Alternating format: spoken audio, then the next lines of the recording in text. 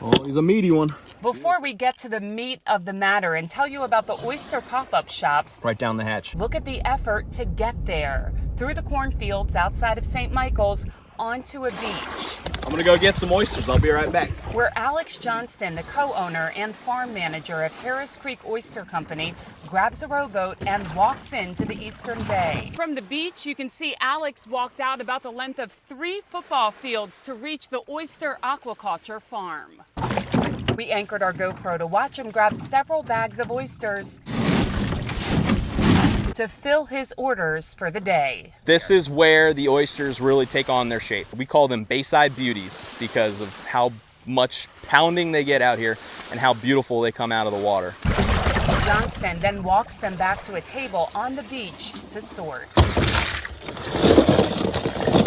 Only some of them are ready to be served on the half shell. These are going to the Inn at Perry cabin. The others will go back in the bag to keep growing. They need about 2 years to make it to our plates. They take up more and more space as they grow, and we move them into bigger and bigger bags and allow them maximum water flow. This labor of love is just coming back online after coronavirus hit the seafood industry hard.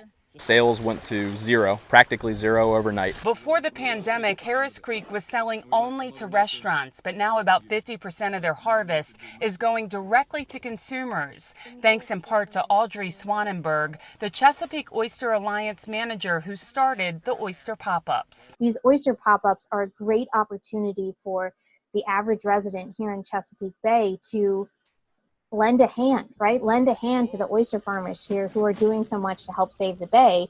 The Chesapeake Bay Foundation, part of the Oyster Alliance, is holding several pop-ups. This one was in June with Lambert Shellfish in Virginia. Harris Creek Oyster Company is taking pre-orders ahead of the Annapolis pop-up on Thursday, July 16th at Chesapeake Bay Foundation, where fewer than 50 oysters will go for $1 each.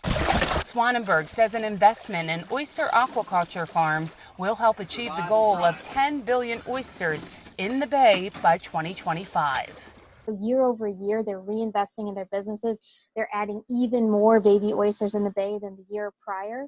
And so it's that, exponential growth that we can see of this oyster farming industry. CBF sent a letter to congressional leaders focused on the Bay watershed who go on to ask the USDA to use funds from the CARES Act to support the shellfish industry. There's demand is starting to come back.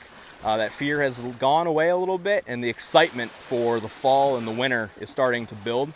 As long as we don't have any major impediments and shutdowns. Harris Creek Oyster Company is a family-run business that goes back 13 generations and sells at Nats Park and Camden Yards. They're not looking for federal help just yet, but they are asking oyster lovers to show support at restaurants and the pop-ups that popped up in response to the pandemic. They're coming straight out of the water. We'll be harvesting that morning and bringing them right across the bridge. For Chesapeake Bay Media's Bay Bulletin, I'm Cheryl Costello.